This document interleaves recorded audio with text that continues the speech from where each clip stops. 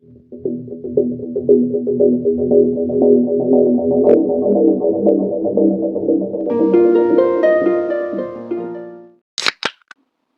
Neni punya banyak julukan, di antaranya The Giggling Granny yang artinya nenek tertawa dan The Lonely Heart Killer yang artinya pembunuh kesepian.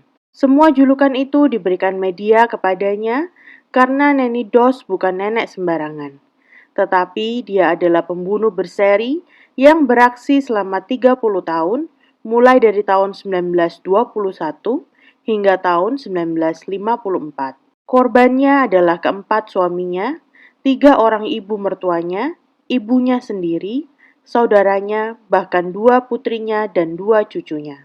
Kasus kali ini adalah permintaan dari Leostar 9157, salah satu sahabat weekly yang selalu mendukung channel ini.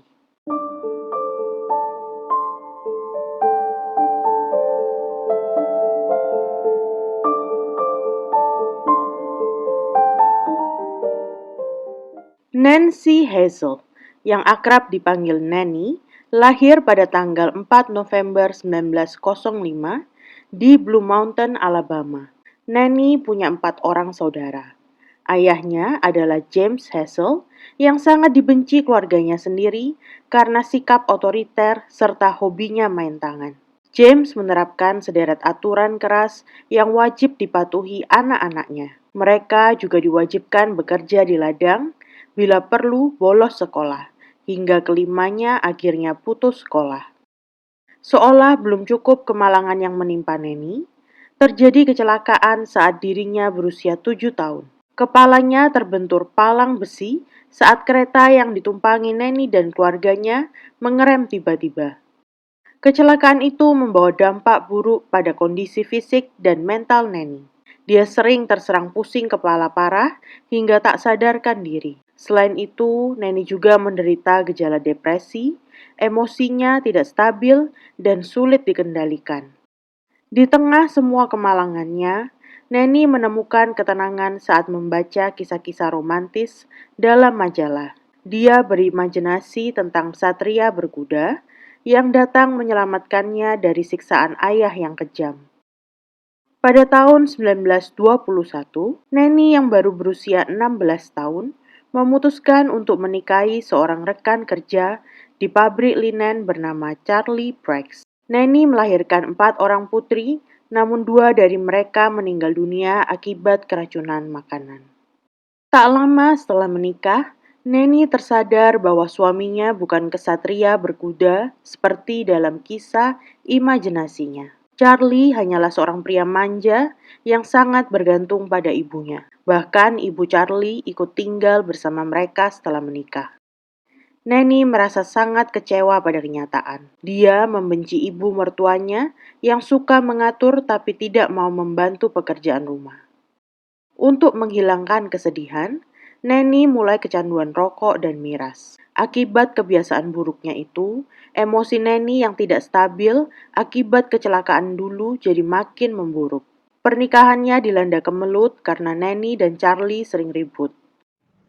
Pada tahun 1927, Charlie membawa putri sulungnya pergi, meninggalkan ibunya di rumah bersama istri dan putri bungsunya yang baru lahir. Tak lama setelah kepergian Charlie, ibunya meninggal dunia secara misterius.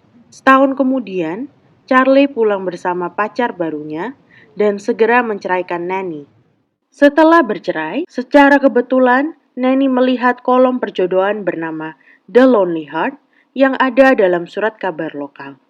Hatinya terpikat saat membaca profil Robert Franklin. Neni menghubungi Robert dan keduanya mulai berkencan. Pada tahun 1929, Neni dan Robert menikah. Tak lama setelah itu, Neni kembali kecewa karena Robert bukan kesatria yang didambakannya, melainkan hanya seorang pecandu miras. Meski kecewa, pernikahan Neni dan Robert bertahan selama 16 tahun. Mereka menetap di Jacksonville, North Carolina, bersama kedua putri Neni dari pernikahan pertamanya bernama Melvina dan Florin. Pada tahun 1943, Putri sulung Nanny, Melvina, melahirkan putra pertama bernama Robert Lee Haynes. 2 tahun kemudian, lahirlah putri keduanya. Namun, Putri Melvina meninggal secara misterius tak lama setelah dilahirkan. Melvina mengaku samar-samar melihat sosok wanita seperti ibunya menusukkan peniti ke kepala putrinya hingga meninggal dunia. Sayangnya, dokter tidak dapat secara pasti menentukan penyebab kematian bayi Melvina. Setelah insiden itu, Melvina dan suaminya memutuskan untuk bercerai. Pada tanggal 7 Juli 1945, Melvina menitipkan putra sulungnya Robert Lee pada ibunya untuk sementara. Sayangnya, belum lama berada di bawah asuhan neneknya, Robert Lee meninggal dunia karena asfiksia atau terhalangnya udara masuk ke dalam saluran pernafasan. 2 bulan kemudian, Nanny menerima klaim asuransi jiwa atas nama cucunya Robert Lee sebesar $500. Meski banyak yang curiga, tetapi tidak seorang pun bisa membuktikan Nanny terlibat dalam kematian cucunya. Di tahun yang sama, suami kedua Nanny, Robert Franklin, pulang ke rumah dalam keadaan mabuk. Sesampainya di rumah, Robert memaksa istrinya berhubungan hingga membuat Nanny sakit hati. Untuk membalaskan sakit hatinya, Nanny diam-diam memasukkan bubuk berbahaya ke dalam botol miras suaminya. Setelah beberapa hari minum dari botol itu, Robert akhirnya meninggal dunia pada tanggal 15 September 1945. Dokter menyebutkan penyebab kematian Robert adalah keracunan makanan. Tetapi lagi-lagi tidak ada yang bisa mengaitkan kejadian itu dengan Nanny. Setelah kematian suami keduanya, Nanny membeli sebidang tanah menggunakan uang klaim asuransi jiwa milik Robert. Belum lama menjanda, Nanny segera mencari pengganti Robert. Nanny bertemu suami ketiganya, Arlie Lanning, lewat kolom perjodohan The Lonely Hearts. Nanny dan Arlie memutuskan untuk menikah hanya 3 hari setelah berkenalan. Sama seperti sebelum-sebelumnya, Nanny lagi-lagi kecewa pada pilihannya. Arlie ternyata seorang player yang kecanduan miras dan suka melakukan KDRT. Beberapa waktu kemudian, Arlie meninggal secara misterius. Menurut dokter, penyebabnya adalah serangan jantung. Arlie meninggalkan surat wasiat yang isinya mewariskan rumahnya kepada saudara perempuannya, bukan istrinya, Nanny. Beberapa hari setelah pembacaan wasiat, rumah tersebut dilalap api hingga sisa puing-puing. Disusul kematian ibunda Arlie yang selama ini dirawat Nanny. Nanny akhirnya menerima uang dari klaim asuransi rumah yang terbakar dalam jumlah fantastis. Kemudian pindah dari sana dan mulai mencari suami baru. Suami keempat Nanny bernama Richard L. Morton, yang dikenalnya lewat klub perjodohan The Diamond Circle Club. Nanny dan Richard menikah pada tahun 1952 di Arkansas. Meski lagi-lagi kecewa karena Richard doyan selingkuh, tetapi Nanny bertahan. Setahun kemudian, ibu Richard tinggal bersama mereka dan seperti biasa, tak lama ibu mertua Nanny meninggal dunia secara misterius. Setelah itu pernikahan keempat Nanny dilanda kemelut. Nanny pun memutuskan untuk pulang kampung dan merawat ibunya yang mengalami cedera panggul. Tidak lama dirawat Nanny, ibunya juga meninggal dunia. Nanny kemudian merawat adiknya, Dovie, yang menderita kelumpuhan. Namun tidak lama setelah itu, Dovie juga meninggal dunia. 3 bulan kemudian, pada tanggal 19 Mei 1953, suami keempat Nanny, Richard L. Moulton, meninggal dunia. Seolah belum jera dikecewakan pria, beberapa bulan setelah kepergian suami keempatnya, pada bulan Juni 1953, Nanny menikahi suami kelimanya, Samuel Doss. Samuel adalah seorang penginjil yang religius dan sangat disiplin menerapkan semua larangan agama dalam kesehariannya. termasuk melarang keras istrinya membaca novel romantis. Baru 4 bulan menikah, Samuel mendadak jatuh sakit akibat masalah pencernaan, hingga harus dirawat di rumah sakit. Beberapa hari di rumah sakit, Samuel sudah pulih dan diizinkan pulang. Namun, kurang dari seminggu kemudian, pada tanggal 12 Oktober 1953, Samuel meninggal dunia secara misterius. Dokter yang sempat merawat Samuel jadi curiga. Ada sesuatu yang tidak beres dengan kematiannya.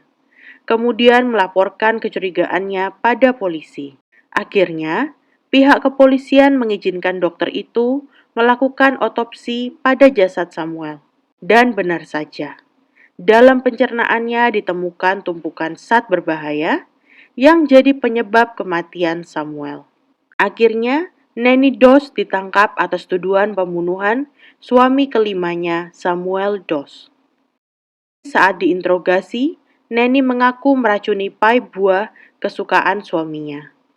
Di hadapan penyidik, sambil tertawa kesenangan, Nanny membuat pengakuan mengejutkan bahwa kematian 3 orang suami sebelumnya adalah karena perbuatannya. Dan benar saja, dalam jasad mereka ditemukan kandungan racun. Meskipun Nanny Doss mengaku telah menghabisi keempat suaminya, tetapi jaksa di Oklahoma hanya menuntut Nanny atas kematian Samuel Doss yang terjadi di dalam wilayah hukum mereka. Dalam persidangan, Nanny Doss membantah tuduhan bahwa aksinya berlatar belakang uang klaim asuransi. Dia mengatakan bahwa semua itu dilakukan karena impiannya menemukan kesatria berkuda yang menyelamatkannya dari penderitaan seperti dalam kisah romantis yang dibacanya selama ini. Akhirnya, pada 17 Mei 1955, Nanny Doss dijatuhi hukuman penjara seumur hidup. Dia tidak pernah didakwa atas kematian 3 mantan suaminya, mertuanya, anaknya, bahkan cucunya. Pada tahun 1964, Nanny Doss meninggal dunia dalam tahanan karena penyakit 10 tahun setelah dihukum. Masa kecil yang penuh penderitaan, kecelakaan yang mencederai kepalanya, dan semua kisah romantis menjadikan Nanny Doss sosok yang sangat mematikan. Seolah kematian selalu mengikuti kemanapun Nanny pergi dan apapun yang disentuhnya. Mungkin benar, seperti pengakuannya, bahwa motif dibalik semua aksinya karena dia menderita delusi yang membuatnya berimajinasi tentang sosok kesatria berkuda sebagai cinta sejatinya. Bagaimana menurut kalian? Semoga kasus kali ini bermanfaat bagi kita semua. Sampai bertemu dalam kasus berikutnya, dan terima kasih.